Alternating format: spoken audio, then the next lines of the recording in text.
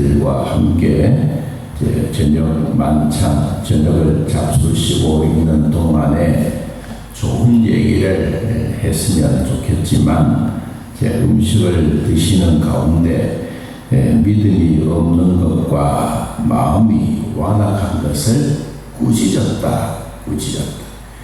여러분, 식사하는 시간에 우리가 좋은 얘기하고 밥맛이 있게 하면 얼마나 좋겠어요? 그런데 예수님은 음식을 먹을 때 그 시간에 제자들을 보고 믿음이 없는 것과 마음에 완악한 것을 꾸짖었다. 왜 꾸짖었느냐? 예수님이 앞으로 살아난 것에 대한 이야기를 제자들이 믿지 아니했기 때문이다. 14절에 그랬습니다. 유대인들에게는 이 공동체 식사가 참 중요합니다. 우리나라도 그냥 단순한 음식만 배부름을 위한 음식이 아니고 친밀함과 교제의 시간이기도 합니다.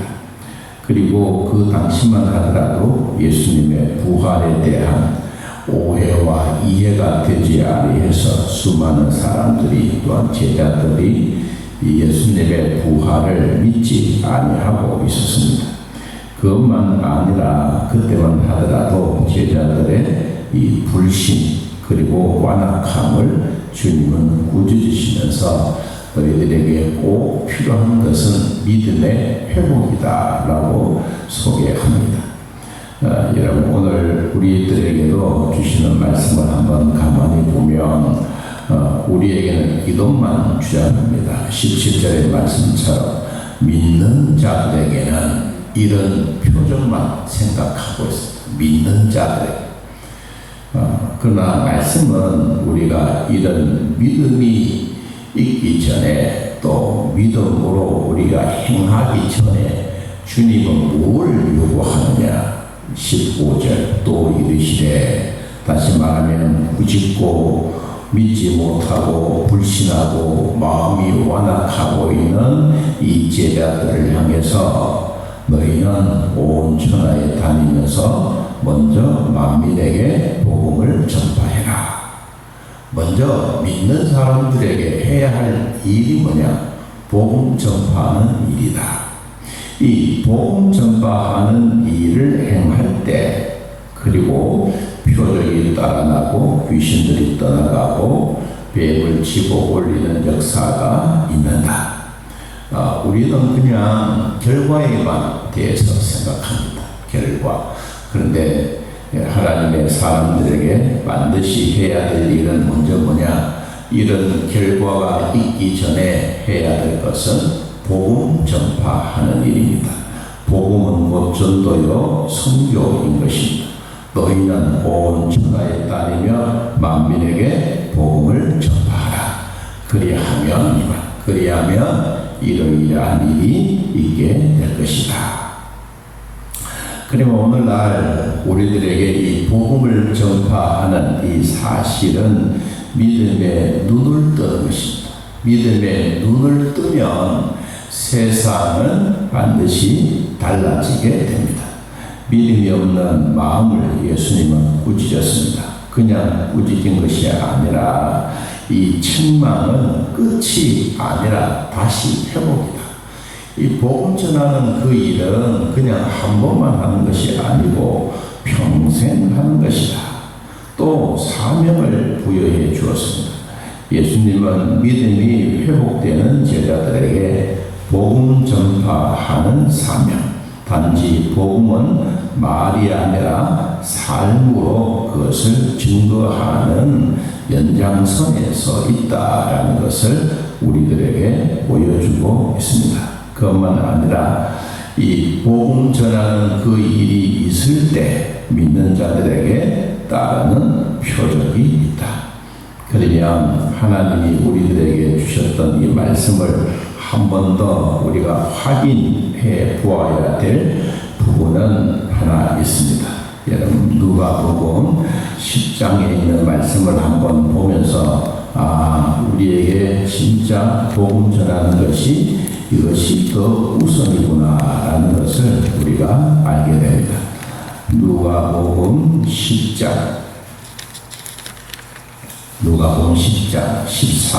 17절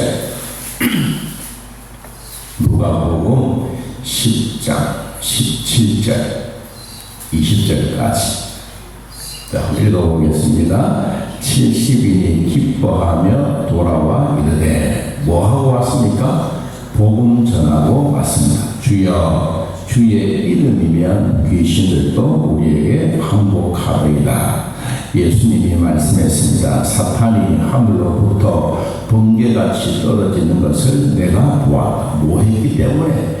복음 전하 둘씩 짝을 지어 동네방네 다니면서 복음을 전했을 때 주님이 보셨을 때 사탄이 하늘에서 번개같이 떨어졌다.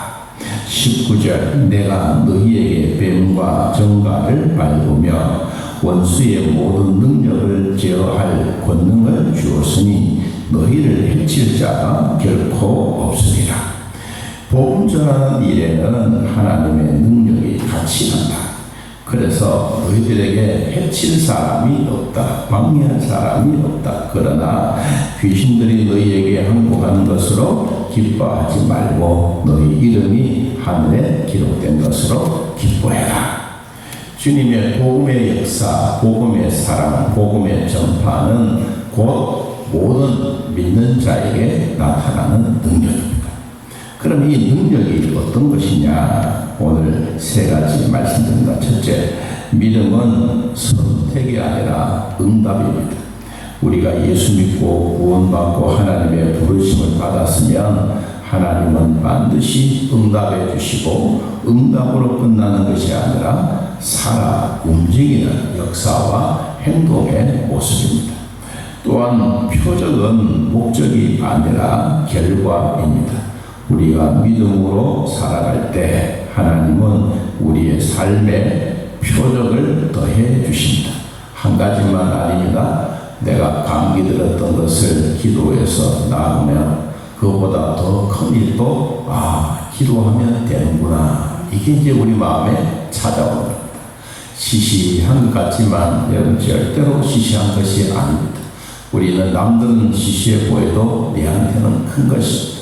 남의 암보다 더 큰 것은 내 몸에 든 감기입니다. 여러분 내 몸에 감기를 기도로 나았으면 암덩어리도 낫는다고 믿어야 됩니다. 이게 우리에게 중요한 것입니다. 또 사명은 우리에게 부담이 아니라 하나님이 주시는 특권입니다. 하나님의 복음 전파하는 자들에게 주어진 부담스럽네 이것이 아니라 하나님이 주시는 특권입니다. 복음 전하는 삶은 하나님과 함께 걷는 여정에 서 있습니다. 그러므로 오늘 우리는 어떤 믿음으로 가지고 살아가고 있습니까?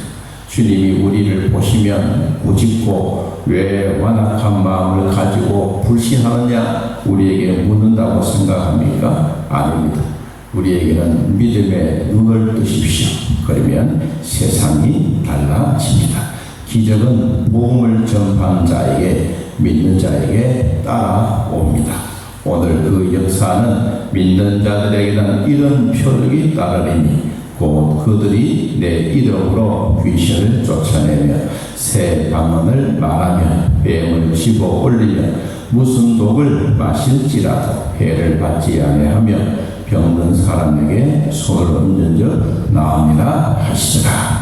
오늘 우리도 이런 말씀 의지하고 복음 전파는 하나님이 우리에게 주시는 부담이 아니라 하나님의 자녀의 특권이다. 이걸 꼭 기억하면서 오늘도 주 안에서 승리하시기를 주님의 이름으로 축복합니다. 하나님 아버지 주의 사랑을 힘입고 살아갑니다. 오늘만 아니라 매일매일 우리 마음속에 복음 증거하는 자의 마음이 있게 하시고 복음을 증거하는 것은 주님이 기뻐한 일이기에 오늘도 이 일에 동참하며 기도하며 나아갑니다.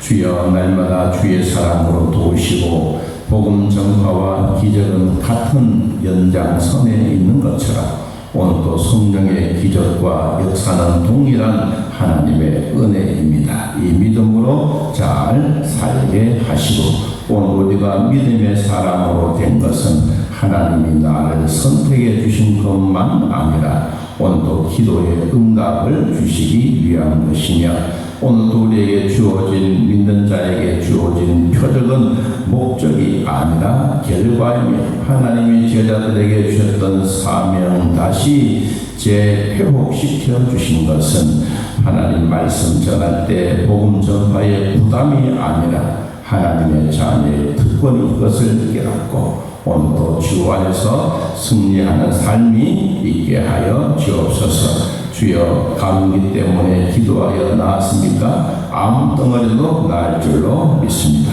우리는 작은 일만 한 것이 아니라 하나님의 큰 일도 행한다는 것을 깨닫고 믿음의 사명자로 살게 하여 주옵소서. 남편과 아내와 자녀들과 모든 기도의 제목들을 주님이 받으시고 믿음의 눈을 들어 세상을 바라보아 하나님의 기적을 날마다 체험하며 경험하는 우리 모두가 되게 하시고 선교사들의 사명과 복음을 통하여 하나님의 나라가 확장되어져가는 은혜와 기쁨이 있게 하여 주옵소서. 태신자들 주님이 기억하여 주시고 이들의 마음을 움직이는 것은 우리의 기도요 하나님의 성령의 감동입니다. 그들의 마음을 감동시켜 믿음의 사람으로 세워가게 하옵소서. 예수님의 이름으로 기도하옵나이다. 아멘. 하늘에 계신 우리 아버지여 이름이 거룩히 여김을 받으시오며 나라의 마옵시며 뜻이 하늘에서 이루어진 것 같이 땅에서도 이루어지이다. 오늘날 우리에게 일용할 양식을 주옵시고 우리가 우리에게 죄진 자를 사하여 준 것 같이 우리 죄를 사하여 주옵시고 우리를 시험에 들게 하지 마옵시고 다만 악에서 구하옵소서. 되게 나라와 권세와 영광이 아버지께 영원히 있사옵나이다. 아멘. 자 이렇게